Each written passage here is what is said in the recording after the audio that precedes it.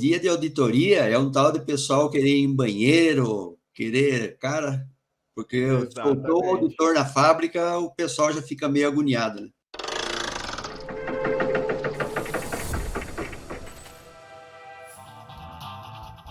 Oi, pessoal, sejam muito bem-vindas e muito bem-vindas ao Papo Manutenção Podcast. Podcast que, como vocês sabem, traz conteúdo com muita informação e opinião para o universo da indústria.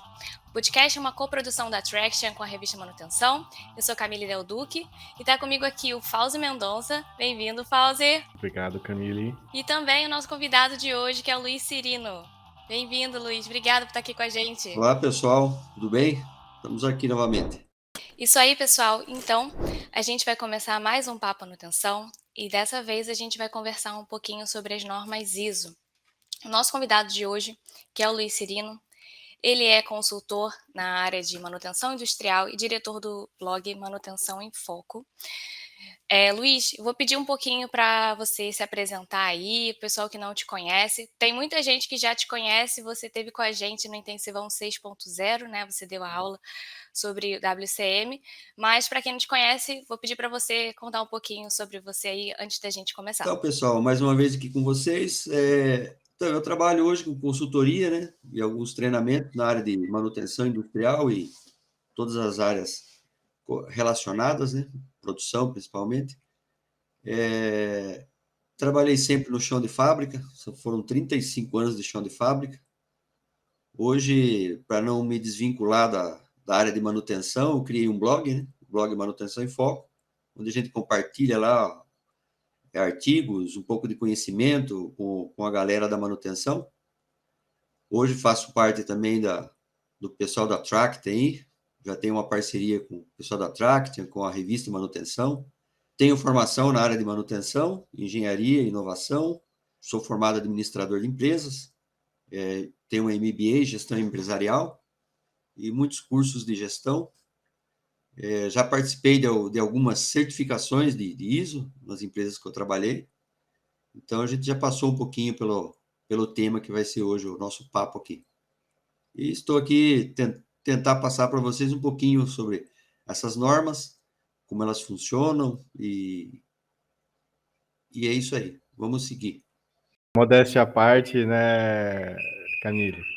O Luiz Cirino, ele comenta, tentar passar um pouco de conhecimento, de conteúdo, mas a gente sabe que o conteúdo do blog dele, Manutenção em Foco, é um conteúdo muito qualificado. Eu já disse isso, não é a primeira vez que eu digo isso para ele. É um conteúdo muito bem elaborado, muito bem qualificado, e com certeza o Luiz Cirino é um cara que tem muito a agregar. Eu mesmo aprendi muita coisa, teve muitas coisas que eu fui até o blog dele cheguei até o blog dele para tentar entender, para tentar esclarecer durante a minha trajetória profissional também. E tem muita coisa que eu consegui não só compreender, como também aplicar no dia a dia através de esclarecimentos que eu retirei dali. Então, Luiz Cirino, seja bem-vindo, cara. É uma satisfação. É uma satisfação recebê-lo no podcast, no Papo Manutenção.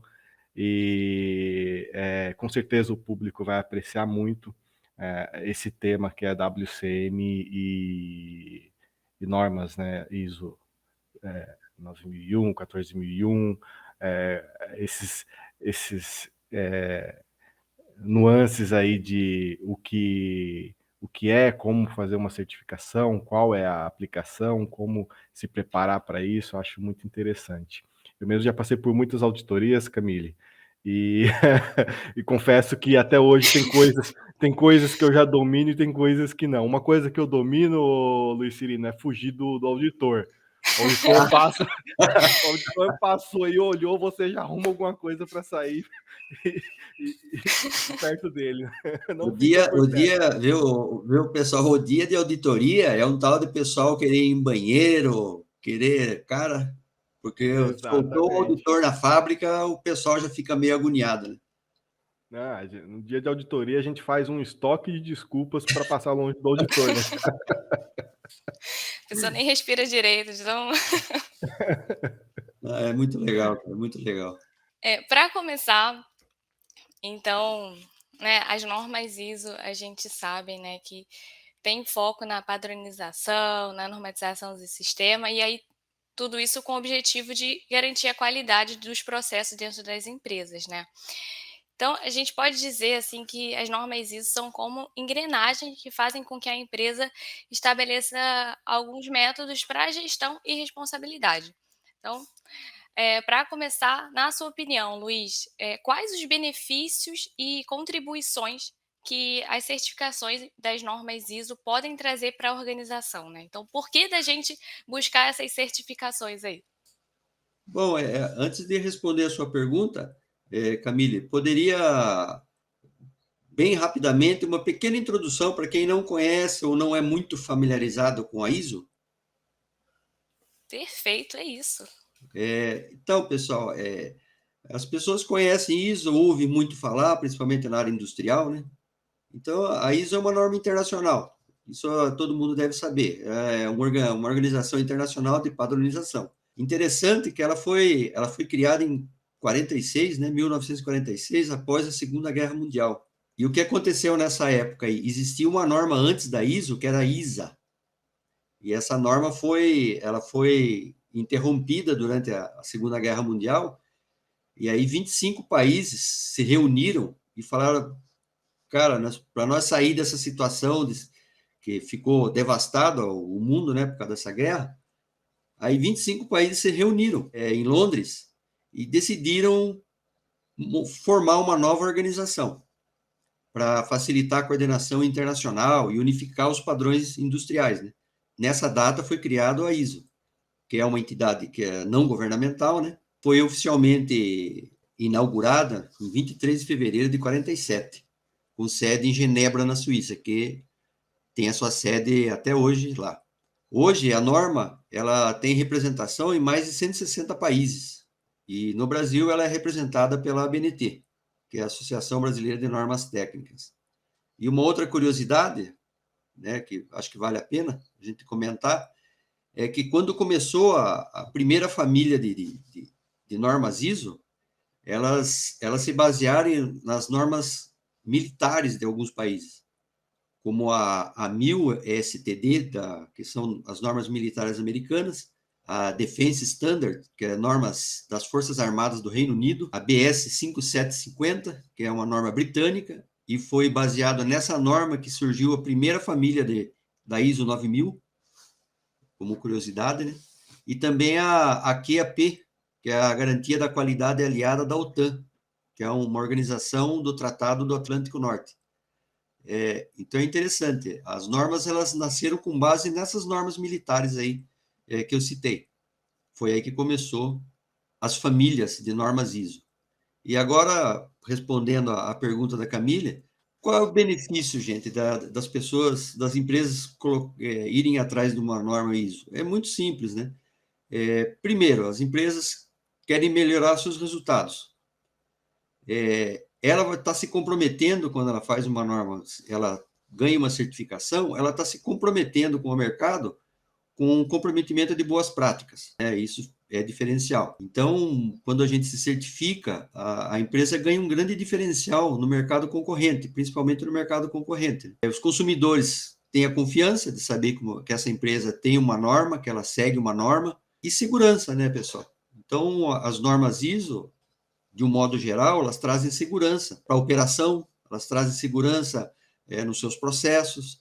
Então, se cria um ambiente melhor, tanto dentro da empresa, como no meio em que ela está inserido. Então, às vezes, as pessoas acham que ISO é só para a empresa. Não é para a empresa. A ISO, ela é abrangente. Ela vai trazer benefícios para o meio que a empresa vive, né, ali onde ela está instalada, e ela cria um vínculo tanto com fornecedores como clientes, com os seus clientes. São benefícios e contribuições que a certificação traz para uma empresa imensas, baseado nesses itens que eu falei para vocês. Muito legal, Luiz, e eu gostei bastante que você trouxe aí um pouquinho da história.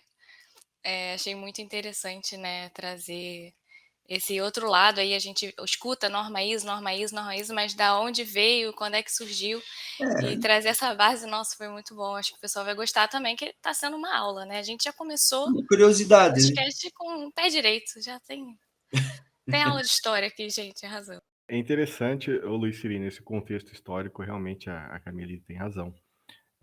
A gente corre do auditor, a gente passa por auditoria, a gente toma não conformidade, a gente corre atrás de corrigir a não conformidade, colocar tudo em ordem, né? Muitas vezes a gente consegue até passar pela auditoria sem tomar uma não conformidade, mas a gente não se pergunta de onde que veio tudo isso, né? Para que serve realmente? Muitas pessoas ligam ali o modo, o piloto automático, né? E muitas vezes não sabem nem por que estão passando por aquilo, ou fazendo parte daquilo, né? Eu tenho uma curiosidade que é assim, por exemplo, estou numa empresa onde não existe nenhum tipo de, de certificação ainda.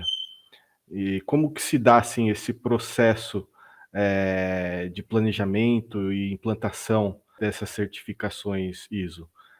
Como que isso nasce, como que se amadurece isso dentro de uma empresa? A empresa, quando ela tem interesse, vai surgir o interesse por alguns motivos bem óbvios. Então, quando você acha que quer fazer uma certificação, você tem que fazer uma pergunta, né? Por que eu quero implantar uma norma, seja ela qual for? A gente sabe que a norma mais aplicada hoje no mundo é a 9001. Eu estava consultando aqui o site da própria ISO, a ISO Survey, que ela faz dados ela compila todas as empresas que já fez, quantas certificações e tal, mas depois a gente fala mais sobre isso aí.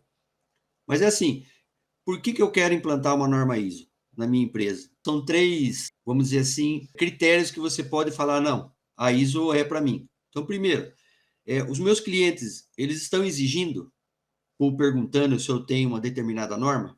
Ok, essa é uma questão. A segunda questão, eu preciso melhorar os meus processos, a qualidade dos meus produtos ou serviços? Então, você tem que ter isso em mente. Eu quero fazer isso. Ou, simplesmente, eu quero uma norma só para fins comerciais, para marketing. E, infelizmente, eu acredito que tem muita empresa que hoje tem certificação por causa só de fins comerciais e de marketing. E essas empresas é que mais sofrem para manter a certificação. Mas é assim, se uma das 3 aí você responder sim, e às vezes eu acredito que simplesmente pode ser as 3, aí a ISO, você precisa implantar a mesma ISO. Então, essa é a primeira questão que fica. Por que eu quero implantar uma norma ISO? Aí a gente pode seguir, falar assim, bom, eu decidi implantar, certo? A gente decidiu implantar. Então, a gente tem alguns passos que eu elenquei aqui. Primeiro, eu tenho a pré-implantação de uma norma. Então, por exemplo, eu preciso entender qual é a aderência que eu tenho da minha alta gestão, alta direção da empresa. Então, realmente, eles estão focados, a empresa está afim, ou, de repente, só tem um lado da empresa que quer, o outro lado não quer. Aí já se cria uma situação, né? Isso tem que ser, que nem a metodologia TPM, ou qualquer metodologia que você queira implantar, o WCM, você tem que ter aderência da alta gestão. E essa adesão tem que ser 100%, não pode ser dividida, né? Senão fica um negócio... Sempre vai ter alguém ali querendo jogar contra. Então, o primeiro passo da pré-implantação é isso. Fechou questão, a gente quer mesmo, vamos, por exemplo, a ISO 9001, vamos implantar? Vamos. A alta direção está toda de acordo, então vamos em frente. E aí você tem que fazer a sua estratégia. Então, qual é a estratégia que você vai utilizar nesse projeto de implantação? Então, são 3 formas que você pode fazer essa implantação. Uma implantação com uma equipe própria, o que você faz? Você pega alguns cabeças aí, pessoas aí que você estratégicas dentro da empresa, e você manda fazer um curso sobre a ISO, sobre essa determinada ISO. Então, você vai capacitar pessoas da sua empresa como um auditor líder, conhecer bem a norma. Então, você vai capacitar lá, será 3, 4 pessoas. Então, você vai fazer isso com uma equipe própria. A segunda opção, uma consultoria compartilhada. Você vai fazer com pessoas da sua equipe, mas você quer alguém de fora, né, uma empresa que tenha lá pessoas qualificadas, e vocês vão caminhar juntos. Então, eu acho bastante válido essa opção. Eu, particularmente, gosto mais dessa opção. Eu ter pessoas qualificadas dentro da minha empresa, mas também ter uma consultoria externa junto, para a gente caminhar juntos. Ou a terceira opção, não, eu não quero envolver ninguém na minha empresa para fazer isso, eu só quero uma consultoria externa. Aí você contrata uma empresa para fazer todo o trabalho de implantação da norma, né, na sua empresa. Então, na fase de pré-implantação, é o segundo ponto que você precisa definir. Aí, logicamente, definido isso, você vai para o cronograma de implantação, né, para determinar atividades, prazos e responsáveis.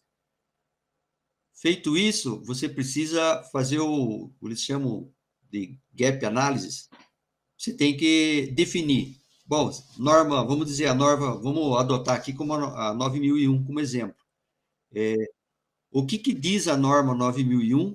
O que eu tenho e o que eu não tenho? Não tenho nada, alguma coisa eu já faço. Então, você tem que ter essa visão. Então, esse pessoal aí, equipe própria, ou compartilhada, ou consultoria externa, vai verificar esse gap que você tem em relação à norma que você quer implantar. Aí fala, cara, vocês não têm nada. Então, beleza. Então, a gente sabe que não tem nada, vai ter que fazer tudo.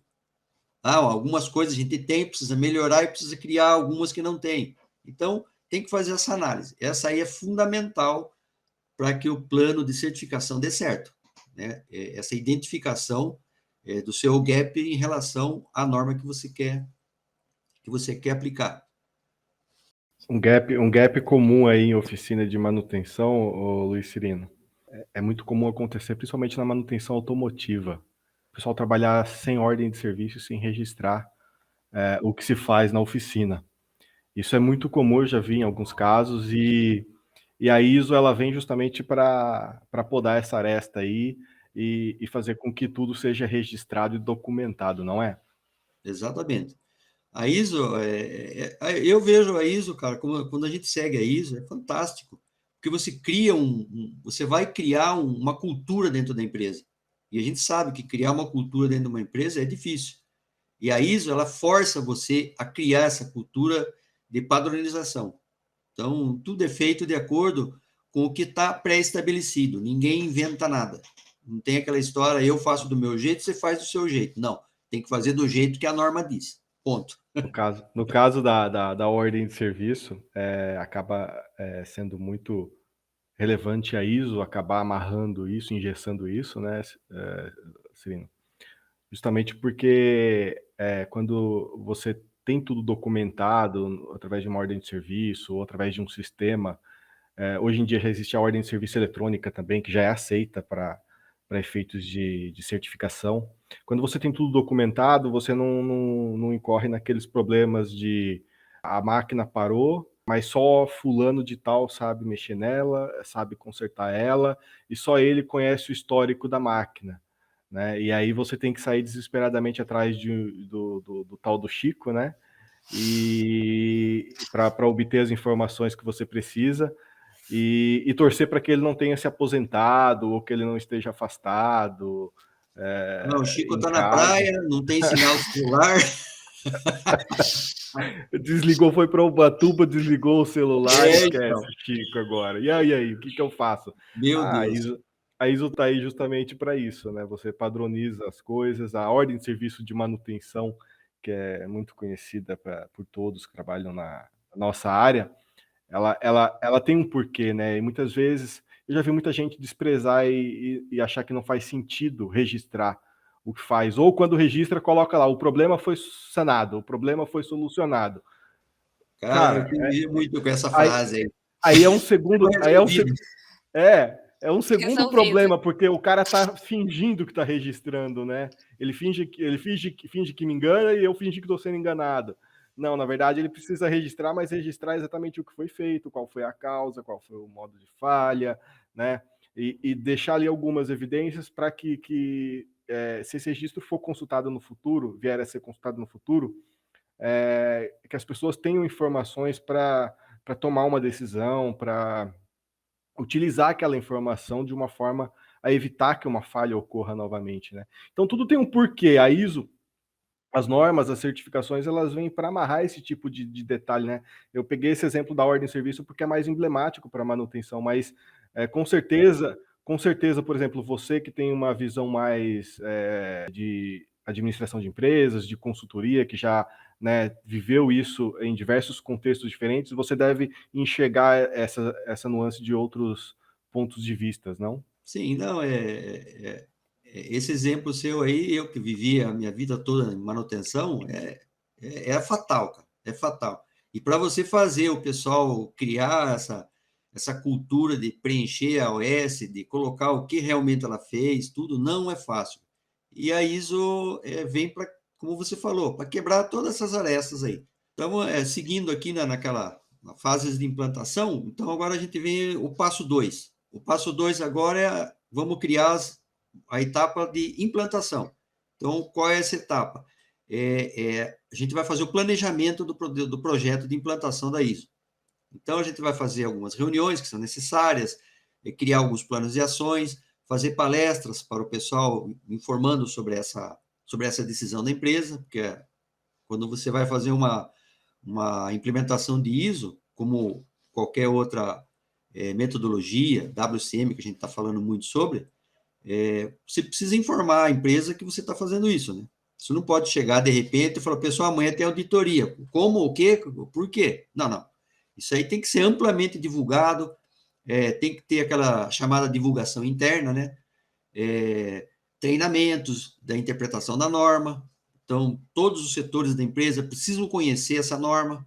Então, por isso que é importante, eu particularmente, eu acho fundamental você ter pessoas dentro da empresa treinadas na norma que você quer implantar, para que ela seja o multiplicador para ajudar a disseminar isso dentro da empresa, tirar dúvidas do pessoal e não ficar 100% na mão de uma consultoria externa, sabe? É complicado. É basicamente incluir a norma na cultura da empresa, né? Para as pessoas Exatamente. entenderem por que estão fazendo aquilo, não simplesmente preencherem formulários, seguirem ali sem saber por quê. Então, eu acho que é Porque bem. eu vejo assim, Camille, sabe? Por exemplo, o Fauzi lá, ele está lá na empresa, as pessoas conhecem o Fauzi lá.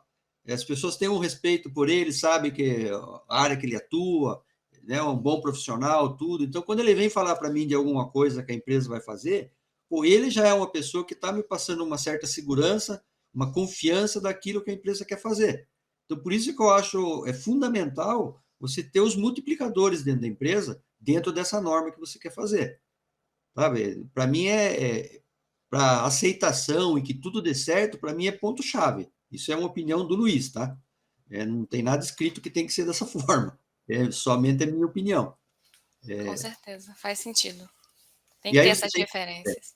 E aí aquela que eu falei, isso, dentro daquele gap lá, então as etapas de plantação, então você vai fazer aquele mapeamento, né? O que tem, o que não tem, e usando isso como 3 itens básicos para você fazer esse mapeamento. Fazer baseado na gestão de risco, nas não conformidades e controle de documentos. Esses 3 itens que você tem que, na hora que você fizer esse mapeamento para fazer as etapas de implantação, aí você tem que pegar essas três premissas, né? Avaliar os riscos que você tem dentro dos seus processos, como que ele se alinha dentro dessa norma, as não conformidades, o que hoje não está sendo feito corretamente, sempre você está tendo problemas. Então, você, como está dentro da empresa, você já conhece essas dificuldades, né? Então, isso tudo vai ter que ser levantado. Então, essa parte 2 aqui, etapa de implantação, ela é muito exaustiva, mas é o que vai fazer com que você dê o tiro certo, né? Aí, nessa fase, você tem que definir qual vai ser o órgão certificador. Então, o órgão certificador é aquela empresa que ela é acreditada por um organismo no Brasil que é a Inmetro. Então, por exemplo, a gente tem a ABNT, que é representante da ISO no Brasil. Agora, quem faz a acreditação de empresas para chegar na sua empresa e falar que você está ok com a norma é a Inmetro que valida essas empresas. Como a Burial, conheço a Burial Veritas, DNV, QMS, então são empresas que elas são acreditadas pela Inmetro para fazer essa certificação. Então, você vai falar, bom, eu vou contratar que empresa para fazer essa certificação nossa. Então, você já tem que definir que empresa que você vai contratar para o dia que tiver lá ok, chamar eles para fazer a auditoria. Eu achei interessante que são personas diferentes, né? Então a gente tem a empresa que você contrata para poder ajudar ali a fazer a implantação da norma, e posteriormente a gente faz a definição e contratação da empresa que vai fazer a certificação de fato, né? Então são duas Exatamente. coisas diferentes ali, né?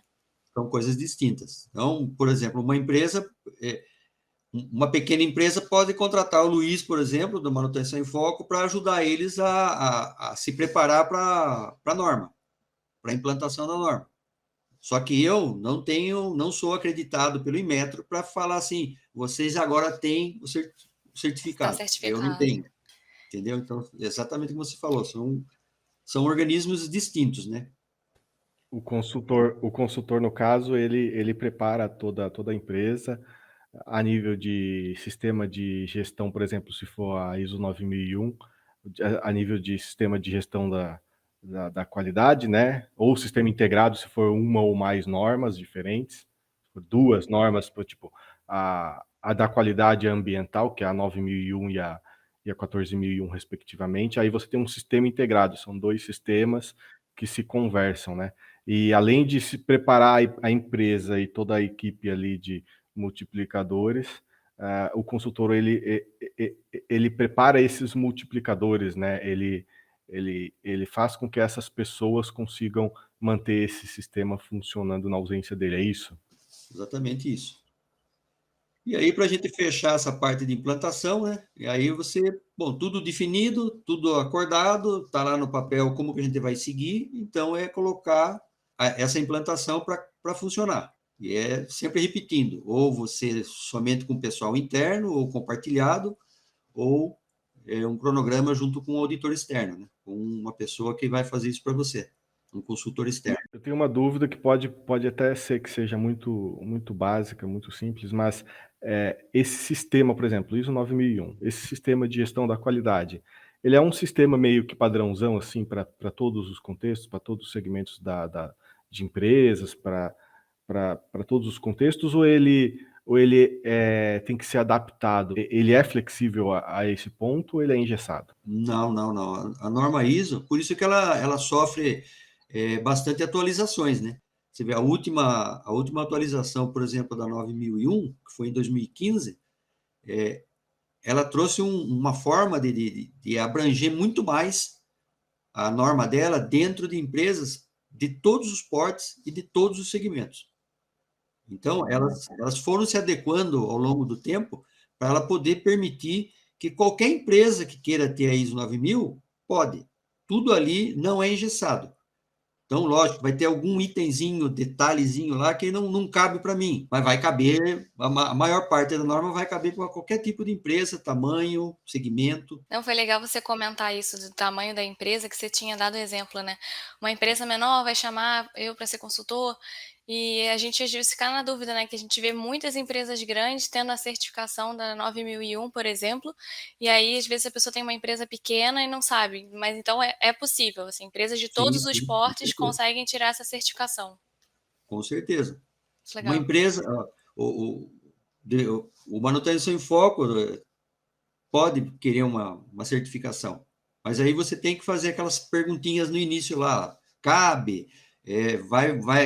Vai tornar o meu nível de atuação diferente?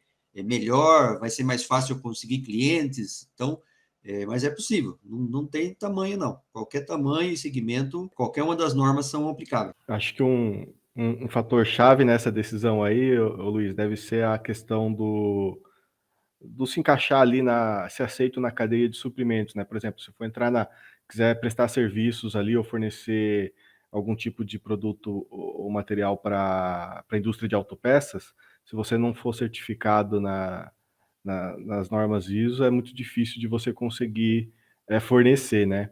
E aí isso acaba se tornando uma exigência de mercado, não só uma exigência interna, né? Sim, sim, sim. Eu vivi isso, ó, uns 2 anos atrás, trabalhei uns 2 anos com uma empresa de prestação de serviços aí perto de vocês, de Sorocaba, e em todo lugar que eu ia para fornecer os serviços, eu tinha que mostrar lá que a empresa era certificada naquele tripé de normas que eu falei para você, ISO 9001, 14001 e a 45001. Hoje, que nem o Fauzi está falando aí, principalmente empresas, por exemplo, automobilísticas, cara, ninguém entra se não tiver essas certificações. Ninguém entra. E agora está fazendo diferença também, Fauzi, como você já comentou no início, a 55001. Já estão começando a exigir que você tenha 55001 como uma norma que você é certificado para você prestar serviço, cara. Então, você vê que hoje, a maioria das normas ISO, hoje elas estão sendo exigidas pelos seus clientes. Não é mais aquela história de eu quero para ter um selo, ou porque eu acho bonito, minha empresa vai ficar mais famosa. Não, cara, é necessidade mesmo. E o interessante, ô Luiz, é que, assim, isso acaba impactando em toda a empresa, né? É uma decisão que tem que ser muito bem pensada. Vamos tirar a certificação ou não? Porque, por exemplo, se você é uma empresa muito pequena, você tem que estimar ali até mesmo a questão de equipe, né? De qualidade, de time de qualidade para acompanhar essas auditorias, porque senão, se isso não for planejado e não for dimensionado muito bem, isso acaba incorrendo em algo que é comum até de acontecer, de, por exemplo, as auditorias acabarem sobrecarregando o pessoal da manutenção, e o pessoal da manutenção muitas vezes acaba deixando de fazer planejamento, de fazer o que realmente tem que fazer para entrar numa rotina de auditorias e de gestão de documentação de normas, que acaba virando uma bola de neve, né? Eu já vi acontecer em alguns casos, de empresas que têm, por exemplo, auditoria interna, auditoria externa com a empresa de certificação, e uma terceira auditoria com clientes. E aí, se essa empresa fornece para, por exemplo, 15 outras empresas, se ela tem 15 clientes e desses 15, 10 exigem essa certificação, pode ser que dessas 10, 8 queiram auditar essa empresa também. E aí você imagina, num ano, você conseguir distribuir 8 auditorias dentro de um período de um ano, ao mesmo tempo que você tem uma auditoria externa de certificação e uma auditoria interna. Só aí eu arredondei para 10 auditorias dentro de um ano. Acho que eu deveria arredondar para 12 para dar uma por mês, né? Mas enfim. Uma por mês. Mas acontece muito isso. E aí isso acaba consumindo muito as áreas auditadas, né? Caso não tenha uma equipe de qualidade ali dimensionada corretamente para conseguir não deixar sobrecarregar essas áreas das pontas, né? Então, eu queria saber de você, assim, você já passou por contextos em que isso teve que ser reavaliado, as empresas tiveram que contratar pessoas específicas para atender essas demandas? Honestamente, por onde eu passei, foi tranquilo, não teve essas situações. Mas tem um exemplo de uma empresa que eu prestei um treinamento, que viveu um pouquinho dessa situação, não tão congestionado assim, mas foi uma empresa de abate de frango, aqui no norte do Paraná, e eles precisavam de uma certificação que não tem nada a ver com a ISO, né? É uma certificação alimentar. Só que essa certificação alimentar, eles estavam... tinha lá uma linha dessa certificação que falava sobre a manutenção. E aí eles, sabe, aí me contrataram para falar sobre a norma 9001, o que ela se relacionava com a manutenção e como a manutenção deveria agir para se preparar, porque eles iam ter uma nova auditoria, porque essa norma que eles eram acreditados era para poder fazer exportação. Então, você vê, aí eles estavam em meio a uma auditoria pré-agendada e eles não sabiam como como responder sobre a manutenção dos ativos deles, como que seriam, mas eles queriam a base da 9001 para tentar responder o auditor. Aí eu preparei um treinamento bem rápido, aí eu fui lá, fiquei 3 dias, aí eu treinei o pessoal da manutenção, algumas pessoas da operação, os líderes lá e tal, para eles entenderem e se prepararem para essa auditoria, porque eles sabiam que os caras, a primeira vez, pegaram leve e na recertificação eles talvez fossem pegar mais pesado, e só que você vê, entre a certificação, aí eu confesso que eu não sei se é a mesma da ISO, que é 3 anos, né? Não sei o período esse aí, de repente, pode ser até anual, sei lá, não pesquisei. Mas você vê, entre eles terem essa auditoria e depois ter uma recertificação, os caras foram atrás em cima da hora. Aí bateu o desespero porque eles tinham medo de por exemplo, eles serem pegos pela manutenção, serem pegos de alguma maneira, porque manutenção, você vê, numa empresa de abate de frango, tem muito a ver, né, cara? Como que lida com esses equipamentos, como que faz as manutenções, usam lá óleos, graxas que são compatíveis para alimentos, para grau alimentício, então tem muita coisa envolvida ali. Então eu vi eles numa situação bem complicada, mais ou menos com base no que você comentou aí. Então tiveram que lidar com 2 situações um pouco distintas por causa só de uma norma. Interessante. A indústria alimentícia e a indústria farmacêutica, ela é bem rigorosa, né, com relação à Extremamente rigorosa. certificação. Até porque mexe com alimento e medicamento, mexe diretamente com a saúde das pessoas, né? Então tem que ser realmente, tem que ser um processo rigoroso. Mas é interessante, Luiz, essa experiência de saber que tem que ser algo dimensionado, planejado, né? Para evitar que aconteça um problema como esse aí, de ter que chamar uma pessoa às pressas para tentar resolver um gargalo ali que é previsível, né? Que eu ia te perguntar, Luiz, seria assim, você tem alguma dica das melhores práticas aí para o pessoal conseguir manter os procedimentos conformes para garantir essa recertificação? Se você quiser comentar mais um pouquinho também sobre. Tem sim, tem sim. Então, para fechar, de novo, Camille, para fechar, antes de responder a sua pergunta, a gente vem lá para a última etapa, que é a certificação, né? Então, a empresa está ok, a gente acha que está preparado, está dentro dos conformes, a gente já fez algumas auditorias internas aqui e viu que a gente está alinhado, vamos chamar o órgão lá que a gente definiu para fazer a certificação. Então, você faz essa última etapa, é o agendamento com a auditoria externa, né, para a certificação. E aí, só como um adendo, as pessoas têm que entender ali que sempre a turma pergunta, não conformidade, conformidade, não sei o que tira uma certificação? Isso vai muito do auditor. Parece que, pela minha experiência, e eu não vi escrito em lugar nenhum, se tiver, e alguém souber, Fauzi souber, fale para mim que eu não sei. Mas não tem uma norma definida, fala, uma não conformidade, você perdeu, você não é certificado. Não é bem assim. Então, por exemplo, a não conformidade, ela tem 2 pesos. Tem a não conformidade grave, uma não conformidade leve. Então, depende do auditor, ele pode encontrar uma não conformidade grave, por exemplo, ele pode falar, pô, vocês têm um procedimento aqui e vocês não cumprem ele 100%, ele não é aplicado. Então, isso é uma não conformidade grave. Isso tira a certificação de uma empresa? Não é que tira, mas o auditor, o que ele pode fazer? Eu vou dar para vocês 90 dias para vocês acertarem esse ponto da norma aqui, em 90 dias eu volto aqui. Entendeu?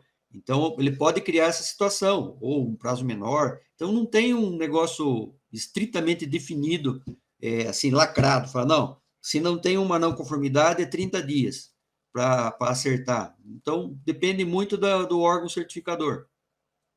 E aí, ele pode simplesmente só fazer uma observação, também é comum acontecer isso. Então, ele faz uma observação, ele fala, eu observei tal coisa. Isso, digamos que é algo para a gente olhar como uma melhoria, algo que ele está sugerindo. Então, entre uma observação e uma sugestão de melhoria, ele pode fazer essas pontuações, sabe? Ele fala, ó, é interessante pela experiência que os caras visitam muitas empresas, né? Então, ele fala, olha, eles fazem tal coisa aqui que vocês não fazem, seria interessante se vocês pensarem em fazer.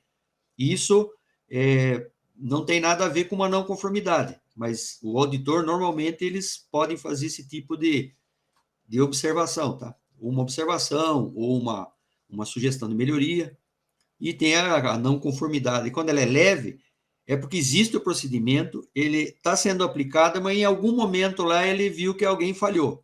Então, isso foi algo momentâneo. Então, isso não tira a certificação, mas ele faz uma observação. Fala, olha, aconteceu isso aqui, eu vejo que vocês fazem, mas nesse momento que eu fui lá verificar, falhou em alguma coisa. Vai muito do auditor, tá? Então, aí ele vai, se ele achar que não deve dar certificação por uma não conformidade, mesmo que ela seja uma não conformidade não grave, uma menor, ele pode simplesmente falar para vocês, ó, vocês têm 30 dias, eu vou dar a certificação, mas vocês têm 30 dias para acertar isso aqui e eu vou voltar aqui para ver. Então, isso é importante as pessoas entenderem como funciona mais ou menos a história da não conformidade. E, lógico, uma não conformidade, você tem que usar lá aquele método do fato, causa e ação. O fato, o que aconteceu? Aconteceu tal coisa, por que aconteceu e o que eu vou fazer para corrigir. E agora sim, respondendo a sua pergunta das melhores práticas para a recertificação. Então, um dos problemas sérios da recertificação é esse. Terminou a certificação, a empresa faz festa, dá um almoço para todo mundo lá para comemorar, e depois esquece. Esquece que tem agora um procedimento para seguir e esquece que daqui 3 anos vai ter que fazer a recertificação. Então, qual é a sugestão que normalmente as empresas devem fazer? Tem que ter um programa de auditorias internas, multidisciplinar. Isso é importantíssimo. Então, é aquelas pessoas que eu falei no início lá, certifica algumas pessoas, treina algumas pessoas, capacita algumas pessoas para serem multiplicadores internos, como um auditor líder, né? Então, você vai ter lá pessoas multidisciplinares, quer dizer, eu consigo auditar uma área que não é o meu nicho. Tipo, eu sou de manutenção, eu vou auditar o pessoal lá do almoxerifado, dos estoques, pessoal lá do PCP. Então, você tem que ter essa equipe para fazer essas auditorias internas. Falam que seria bom fazer isso uma vez por ano. Eu, particularmente, quando você é auditado, quando você é certificado pela primeira vez, eu acho que poderia ser feito a cada 6 meses. Só para garantir que o pessoal está alinhado, não está deixando passar, para ficar bem amarrado, tá? Então, você pode fazer a primeira auditoria interna daqui 6 meses. E conforme for, bom, agora eu posso fazer daqui 1 ano. Para você estar preparado quando vir a recertificação, você fala, cara, nós até melhoramos mais o nosso processo aqui, a gente não deixou a bola cair, entendeu? Treinamentos de capacitação e atualizações. Então, as pessoas, os métodos na sua empresa podem mudar alguma coisa. Um produto, você tem um produto novo, cliente novo que exigiu alguma coisa de você que você não tinha. Então, você sempre tem que estar capacitando o seu pessoal e se atualizando ali nos seus processos internos, né? A alta direção tem que continuar comprometida, cobrando das pessoas como que tá, sabe? Eles têm que demonstrar para a sua equipe de liderança, que é o segundo patamar aí, que você está de olho, que você quer que o negócio continue funcionando direitinho, aquele prêmio que vocês tiveram ali de conseguir, a gente tem que manter a todo custo. Então, a autodireção tem que ficar ali, ó. Como diz o ditado, né? O olho do dono é que engorda o gado, né? Ô Luiz, me ajuda a contextualizar. Eu sempre faço isso, eu fiz isso com o Daniel também do Clube do Técnico. Eu tento contextualizar o assunto com o cara do PCM, com a manutenção, com a oficina, para tentar ajudar o pessoal que acompanha a gente, que segue a gente nas redes sociais e que aprecia o nosso conteúdo. Então, assim, a ISO, ela é basicamente uma série de mudanças ali significativas na estrutura administrativa de uma empresa. Mas aí isso acaba influenciando no dia a dia da manutenção. Eu, como, sei lá, como planejador, como supervisor de manutenção, como coordenador de manutenção, como gerente de manutenção, eu sei que eu vou ter uma primeira auditoria daqui 2 meses. Eu nunca fui auditado para certificação de ISO 9001, por exemplo. Como que eu devo me preparar a nível de manutenção? Estou numa indústria química. Eu vou dar 2 exemplos e você vai me dizer se tem outros exemplos para que o pessoal possa anotar e já possa, né, ir se preparando para isso. Quem esteja numa situação equivalente ou parecida. Por exemplo, eu sei que numa indústria química, dependendo da auditoria, se não for aquele auditor que gosta de conhecer a máquina de café, o auditor ele vai me pedir lá o laudo da caldeira, ele vai me pedir lá o relatório de manutenção de uma válvula PSV, que é uma válvula de segurança, e ele vai querer ver se tudo está sendo feito adequadamente, de acordo com o planejamento. Então, existem outras coisas que o pessoal de manutenção precisa se preparar para uma auditoria e que é meio que um padrãozão, assim, que a gente já sabe qual auditor vai perguntar e vai questionar? Sim. Por exemplo, a 9001, ela traz no item dela lá sobre infraestrutura, que a organização deve determinar, prover e manter a infraestrutura necessária para a operação dos seus processos, né? Conforme a conformidade de seus produtos e serviços. E ela inclui lá, numa nota, que essa infraestrutura são o quê? A parte predial, né? Os edifícios e as utilidades que a comportam. Então, você vê, numa indústria, a parte de utilidades, a gente vai ter lá os geradores de ar comprimido, pode ter lá, tem água industrial, posso ter água gelada, tem a subestação, que é fornecimento de energia, e que inclui, né? Então, nessa infraestrutura, eles falam que ele inclui materiais, máquinas, ferramentas, até softwares, entre outras coisas, como tecnologia da informação, comunicação. Então, só nesse item aqui, você vê que a manutenção está ligada diretamente à ISO 9001 e ela tem que estar preparada. Só que, assim, quando o auditor chega lá, por exemplo, ele não vai falar... Ele fala por experiência. Por exemplo, que nem você citou o exemplo aí de... você tem o laudo aí de vasos de pressão? É porque ele sabe que isso é importante. Mas uma coisa que está muito relacionada com a manutenção são planos de manutenção. Ele vai perguntar, ele fala como que você controla os planos de manutenção, se estão sendo executados ou não. Ele vai saber se você tem alguns procedimentos com alta tensão. Então, tudo que envolve a manutenção, que ele vê que é importante, ele vai questionar você se você tem. E aquela história, a manutenção, você tem que mostrar. Se você tem, você faz. É aí que a manutenção, às vezes, incorre nos erros, né? Ela fala que faz, mas ela não tem como provar. Aí entra no que você falou, está documentado? Aonde que está isso? O cara quer ver. Eu passei por auditoria, eu entrei numa empresa que, quando eu entrei numa empresa, ela falou assim, daqui 3 meses nós vamos ter auditoria da ISO. Eu falei, o quê? Eu falei, como? Eu falei, não, maravilha, né? Cara, foram 3 meses de loucura para tentar ver o que a manutenção tinha, para correr atrás de procedimentos, planos de manutenção, era executado preventivas ou não, planos de lubrificação. Então, é o que você falou, são coisas que ele vai perguntar por experiência e que ele sabe que são importantes. E aqui eu falei lá, lembra daquele item que eu falei? Relaciona o seu plano de ação com as gestões de riscos. Tá, manutenção tem muito disso. Gestão de risco, tá? Problemas com água, problemas com ar comprimido, energia elétrica, os vasos de pressão. Então, tudo isso são coisas que envolvem a manutenção ter os seus procedimentos, como que ela trabalha com isso, quem faz essas manutenções, aonde ela arquiva, onde que estão esses documentos, como você falou, né? Pode ser eletrônico, tranquilo, desde que você mostre para o cara onde está. Eu passei por um auditor que ele falou assim, onde que está? Abre aí para mim. O meu menino lá do PCM, ele falou, abre para mim, mostra para mim onde que está isso aí que você falou. Cara, e ele teve que abrir e mostrar para o cara. Só que eu tinha um menino de PCM lá que era fantástico, o rapaz. Ele tinha tudo na mão. O cara era fera.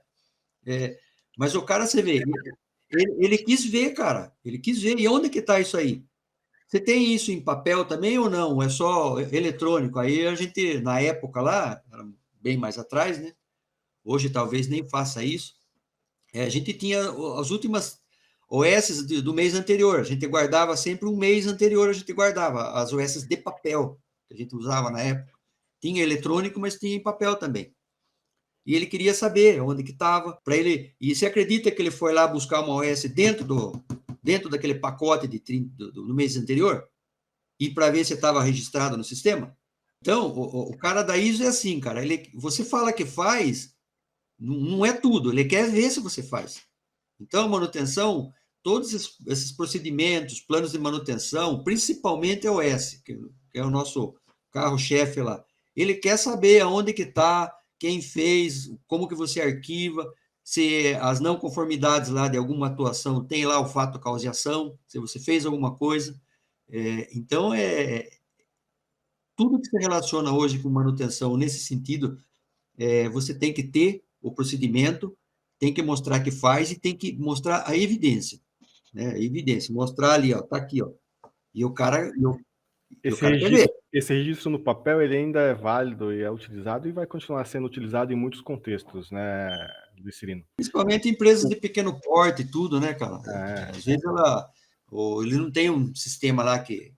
A última empresa que eu trabalhei, o cara lá na máquina, ele abria a OS lá na máquina.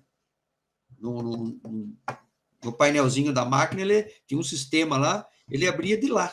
E caía na manutenção, na minha manutenção, já caía a OS impressa. Hoje os sistemas, eles permitem você abrir uma OS até por QR Code, né? Mas o detalhe é que o que não vale para efeito de auditoria é o tal do papel de pão, né? Se o auditor pedir para verificar um registro, uma ordem de serviço, uma manutenção que foi feita, não adianta você apresentar um papel de pão, um rascunho, um caderno. É muito comum o camarada se acostumar ali a acumular uma certa quantidade de registros para depois ir lá, sei lá, tipo no final de semana ou na madrugada que ele está de plantão e que é mais tranquilo, e aí ele abre todas as OS e fecha tudo de uma vez. E isso não é aceitável a nível de auditoria, né?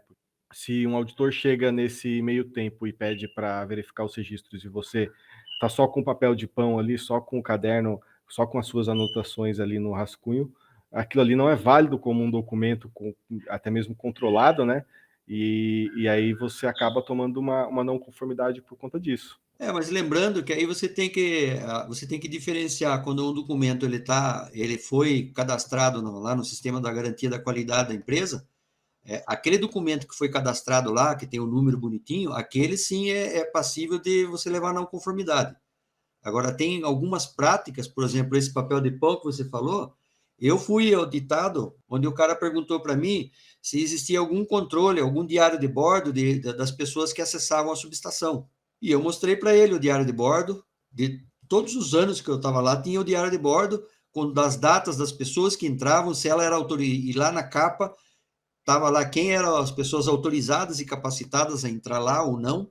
Então, é um chamado papel de pão e não conforme, digamos, não está lá registrado no sistema de garantia da qualidade, mas ele viu como uma boa prática. Então, tem certas coisas que são importantes, não é uma prática, mas um diário de bordo, por exemplo, desse aí, eu tinha tanto na subestação como eu tinha na oficina, onde um turno passava para o outro, tudo que aconteceu no turno entre eles lá, sabe aquela conversa diário de bordo deles lá, uma conversa entre eles.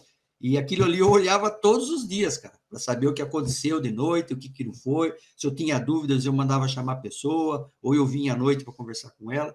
Então, são práticas bacanas, mas lógico, ela não vai me gerar uma não conformidade, porque aquilo lá não está registrado no sistema da garantia da qualidade da minha empresa como um procedimento. Não é um documento controlado. Isso, exatamente. Eu estava tentando achar o nome certo, aí é esse aí. Não é um documento controlado.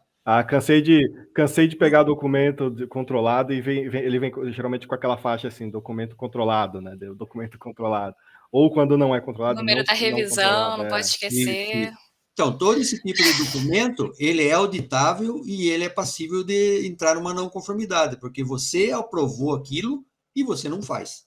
E para fechar aí as melhores práticas, sempre qualquer área da empresa, principalmente a manutenção, trabalhar nos indicadores e KPIs, e qualquer desvio trabalhar no fato, causa e ação. Então, tudo isso mostra para o auditor que você tem tudo na mão, você controla. E Luiz, o Fauzi já trouxe aí um pouquinho, né, do ponto de vista de manutenção, que é o que o pessoal que está ouvindo a gente aqui quer saber, né? E aí, uma coisa interessante é que a gente, na aula que você deu no intensivão, você falou sobre o WCM, e as normas ISO, né, elas podem, assim, ser bastante aliadas da gente na hora da implantação, né? E aí eu queria pedir para você, se você puder destacar aí algumas das normas que podem ajudar a gente a atingir aí a manutenção de classe mundial e explicar um pouquinho delas também.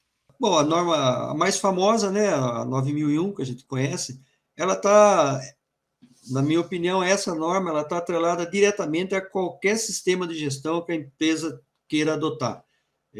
O WCM, principalmente. Por quê? Porque tudo que condiz na norma aqui tem a ver com as premissas lá do WCM. Todas as ferramentas que eles usam, então eles vão criar muitos procedimentos, o WCM, porque se cria muitos procedimentos de trabalho, e tudo isso vem ao encontro da 9001, que faz com que você torne aquilo um padrão dentro da empresa. Porque você trabalhar com WCM ou metodologia TPM, que seja, você cria um padrão dentro da empresa. Então, isso está diretamente ligado à ISO 9001. E não deixa de estar ligado também à ISO 45001, que fala da segurança e saúde do trabalhador, que a WCM mesmo prega bastante, tem pilar lá focado nisso, que foca lá trabalhar com a segurança, com o posto de trabalho, melhoria do posto de trabalho. Então, está diretamente ligado com a ISO 45001 também, e com a 14001 também. Por quê? Porque lá vai tratar do meio ambiente. Então, todo o seu tipo de descarte, como que você trabalha, limpeza da sua área de trabalho, aquela gestão de riscos, o que pode ou não pode afetar o ambiente que a gente trabalha. Então, ela está muito diretamente ligada a qualquer metodologia de gestão, principalmente o WCM, que é um modelo de gestão muito completo, né? Então, essas três normas, elas estão muito ligadas, principalmente, como eu falei, a 9001. E tem agora a 27001, né? Então, da mesma forma como hoje a gente tem que tomar cuidado com os nossos dados pessoais, né? Hoje, infelizmente, a tecnologia traz avanços, mas traz avanços e tem pessoas do mal, né? Eu chamo pessoas do mal. Eles usam a tecnologia para fazer o mal. E nas empresas não é diferente, né? Então, hoje, queira ou não queira, existe aquele segredo de processos, né? As empresas têm as suas informações sigilosas, dados de clientes. Então, tudo isso tem que ser protegido. Então, hoje é uma norma que está sendo muito difundida, as empresas estão indo muito atrás dessa norma para garantir o sigilo das suas informações. E isso salvaguarda, lógico, informações principalmente dos seus clientes, né? Então, ela faz isso para gerenciar os riscos, manter a integridade das suas informações. Ela acaba criando controle sobre políticas e procedimentos, tipo, quem pode ver isso, quem tem acesso àquilo. Então, cria uma sistemática ali, essa norma ajuda a criar uma sistemática onde as informações vão estar bem protegidas e com acesso de pessoas que realmente precisam ter acesso. Então, aí a gente fala assim, como que a manutenção se beneficia dessas normas, né? Foi um questionamento que a Camille colocou lá para a gente. Cara, é muito simples, cara. A manutenção, ela pode se tornar a classe mundial, vamos falar aí de WCM, ela pode sim, basicamente, tendo uma metodologia como o WCM e com normas atreladas, principalmente essas normas que a gente citou aqui. Então, como seria feito isso? Tá? A manutenção, ela vai criar uma maneira de ficar monitorando os seus indicadores e KPIs. Isso vai se tornar intrínseco ali na atividade da manutenção, principalmente na área do PCM. Vão ficar focados ali nos desvios. Então, qualquer desvio dos seus indicadores vai ter lá, ela vai adotar lá o método do fato, causa e ação. Então, o que aconteceu, por que aconteceu e o que a gente precisa fazer para não acontecer. Então, isso mostra para as auditorias que você está comprometido a buscar a falha zero, a buscar a quebra zero. constantemente fazer melhoria do planejamento e controle das suas atividades. Então, o PCM sempre vai estar na base do PDCA, que isso eu não falei inicialmente, com uma falha, mas todas as normas ISO, ela usa como base o ciclo PDCA para fazer girar a norma e ela sempre está atualizada, sempre está sendo atendida, é o ciclo PDCA, tanto que a gente já conhece bem, né? Principalmente manutenção usa muito o ciclo PDCA. Melhoria continuada dos seus métodos e processos. Então, manutenção tem lá os seus métodos e os seus processos. Isso sempre vai poder ser melhorado, né? E as normas, elas ajudam a você a encontrar um melhor caminho para você ter seus métodos de trabalho, os seus processos de trabalho de uma forma que ele fique cada vez mais unificado, que a sua equipe tenha consciência de como tem que ser feito determinadas atividades. Então, é uma melhoria continuada dos seus métodos e processos. Padronização de atividades importantes. Então, você vai ter lá atividades que você vai criar um procedimento e você pode até colocar lá como um item controlado. Tipo, um que eu sempre destaco, que é importantíssimo, é os acessos à cabine de subestação, por exemplo. Então, você vai ter que criar um procedimento lá, quem pode entrar lá, quem são as pessoas qualificadas, autorizadas. Então, tudo isso resguarda você quanto à segurança, você evita de levar processos, de multas e ter acidentes. E aquilo que eu sempre falo, sempre continuar qualificando, capacitando, treinando as suas equipes, o seu pessoal. Sempre é essa necessidade. Às vezes uma pessoa sabe mais do que a outra, então você vai replicar para o resto da galera como que você faz isso, como você faz aquilo, algum treinamento novo, algum produto novo, um equipamento que precisa treinar a sua equipe. Falando em treinamento, Luiz, para acesso à cabine primária é necessário o curso de NR10, não é? Sim. Então, o curso de NR10 tem no revista Manutenção Edu, né? Tem tanto a certificação quanto a reciclagem de NR10. Vamos colocar o link na descrição. É isso aí. Tem lá vasos de pressão, que é importante a manutenção ter treinamento sobre isso, tem espaços confinados, então tem muita coisa que tudo tem que... principalmente trabalho em altura, é básico para manutenção também. Então, é isso aí, esses pontos aqui que eu elenquei faz com que você consiga ter uma manutenção classe mundial, baseado em normas e vinculados a metodologias de gestão, como o WCM, que é muito completo, pode ser a TPM também. Então, é possível, sim, com certeza, e como eu sempre falo como slogan no meu blog, né, a solução começa na gestão. Sem gestão, nada acontece.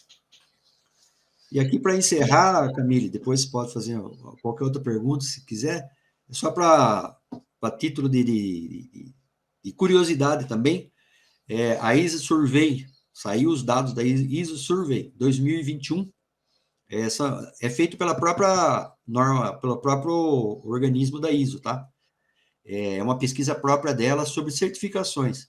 Então, alguns números interessantes, no mundo, segundo a ISO, são mais de 1 milhão de empresas certificadas na ISO 9001. E em todas as normas, são mais de 2 milhões de empresas certificadas, em qualquer uma norma da ISO. No Brasil, existe em torno de 36 a 40 mil empresas certificadas na ISO 9001. Dados de 2021. E em normas gerais, assim, mais de 50 mil certificações de empresas. Então, são alguns dados só a título de curiosidade aí sobre as certificações de ISOs. Muito interessante. Para mim, eu acho que a gente fechou com chave de ouro aqui, esse papo. Vocês falam se quer fazer mais algum comentário, trazer mais alguma coisa, mas eu aprendi muito, nossa. Tava nem esperando tanto. Aprendi muito aqui hoje, hein? Bem, Luiz, eu agradeço pela sua disposição, pela sua bondade de passar aí esse tempo com a gente, compartilhando um pouco da sua experiência, um pouco do seu conhecimento. Com certeza isso vai ser útil para muitos profissionais da nossa área, né? Então, em nome do público da revista Manutenção, eu agradeço por toda essa aula que você deixou aqui para a gente divulgar nas redes sociais da revista Manutenção. Agradeço a Camille por ter sido praticamente o host do episódio de hoje. E quem sabe a gente volta a conversar sobre mais algum assunto num próximo Papo Manutenção, Luiz. Isso aí. Luiz, se você quiser fazer aí as suas considerações, muito obrigada. Eu só tenho a agradecer a vocês pelo convite, mais um convite, e também deixar enfatizado para vocês aqui que vocês podem contar comigo sempre. Eu tendo disponibilidade, eu estou dentro para participar de eventos com vocês. Para mim é um orgulho fazer parte desse hall, Traction, Revista Manutenção. Então podem contar comigo para outros eventos. Até eu estava pensando, tem um assunto que eu gosto muito de conversar. Quem sabe mais para frente aí a gente pode falar sobre sobressalentes de manutenção, que é um pé na jaca esse assunto, cara. Dá muita dor de cabeça. Já fiz algumas consultorias sobre problemas de gestão de sobressalentes. É um tema bacana também que, quem sabe, você pode abordar comigo ou com alguém aí mais para frente. Legal, legal. Aí. Já anotado, Luiz, anotado. Vamos ver aí os próximos capítulos, o que reservam aí pra gente. Gente, então estamos chegando ao fim de mais um episódio. Assim como o Fausto fez, né? Eu quero agradecer muito você, Luiz, por estar aqui com a gente. Eu aprendi muito, já falei, mas eu volto a falar aqui. Nossa, o nosso papo aqui foi muito bom. E eu acho que o pessoal que está ouvindo a gente aqui, que está acompanhando também, aprendeu bastante, viu? Pessoal, estamos encerrando o episódio. Se vocês querem saber um pouco mais de conteúdo, eu convido vocês a seguirem as redes sociais da Traction e da revista Manutenção. A gente tem outros episódios também do Papo Manutenção, se vocês quiserem dar uma olhada, a gente está no YouTube e no Spotify. E é isso, gente. Espero vocês numa próxima e até mais. Tchau, tchau!